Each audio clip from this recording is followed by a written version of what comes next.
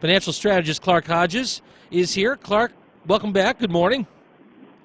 Thank you. Good to be back. Good morning to you, too. Yeah, it's so a couple of things. It's tax day. I don't know if that's a happy day for you or if it's like one where you hang up the black crepe, around the old Hodges Capital office. But, I mean, what on tax day, because we had it delayed this year, any special thoughts run through your mind?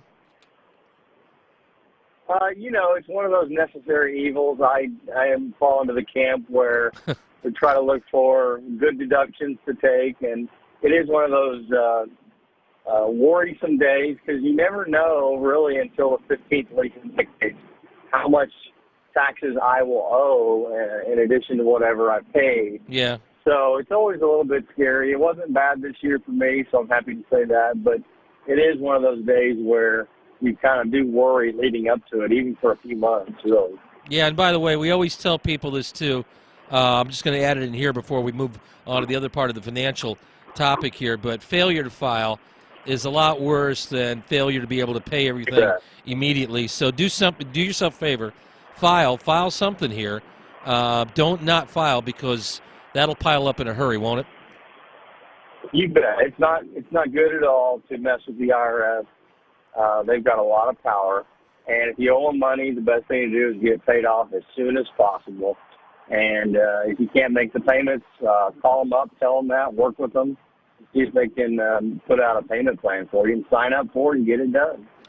Clark, I'm lucky because I've got one sister in this life, and she's younger than me, but we've always saw pretty much eye to eye. Not 100%, but I'd say 95% when it comes to finances, when it comes to how we help now with my father gone, with my mom, with assisting there, with making sure that everything is there for her to make the decisions she does make, and the few that are on our plate to work with her. So I think that's a blessing overall. But I know that not everybody has that happen, and sometimes it can be very rough, can it? It can really be rough. I mean, I'm in the same camp that you're in. I've got two siblings. My father's passed. Yeah. And we look after my mother. And, people are just different. And they have different views on money. I think a lot of things are ingrained in kids from early on, and that reflects how they look at money later in life. One of my siblings is a saver. One of my siblings is a non-risk taker. And so there's different attitudes towards money. And when you're adults and have to make joint decisions on inheritance and things like that, it is very difficult to get on the same page. And it's not to be taken lightly.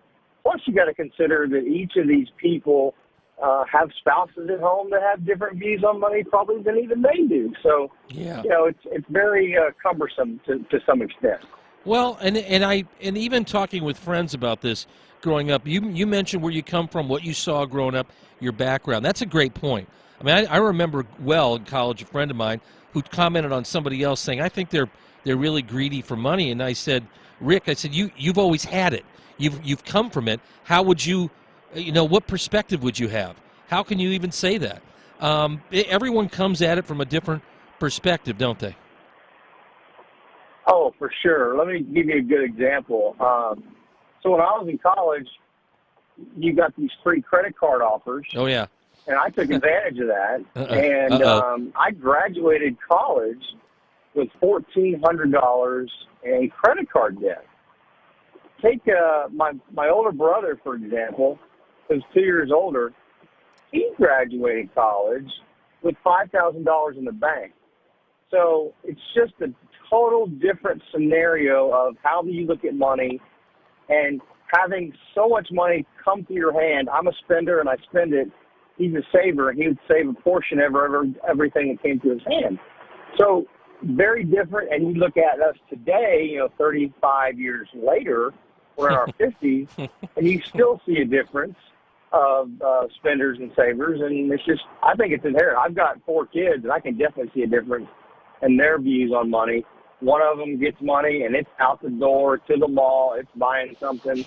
The other one, if you pulled his mattress up, you would be shocked at how much cash you saw there. That's every kids are all different. We know that their outlook on the world can be different, but you forget that their outlook on money can be drastically different too. And I know mine. All my four, I've got 4 kids too, and they're all a little bit different. Good thing for you, Clark, because you're a spender. It's a good thing that you're pretty good with Hodges Capital at making the money. Then, okay? No, see, that's not. Yeah. That's not bad. First thing I have to do every month is take care of myself and put a little money into the fund. So yes. Well, there it is. Good thing we got that. Clark Hodges with Hodges Capital. That's the website is hodgescapital.com, the place to go. Always good to talk to you, Clark. Thanks for being here. Thank you for having me.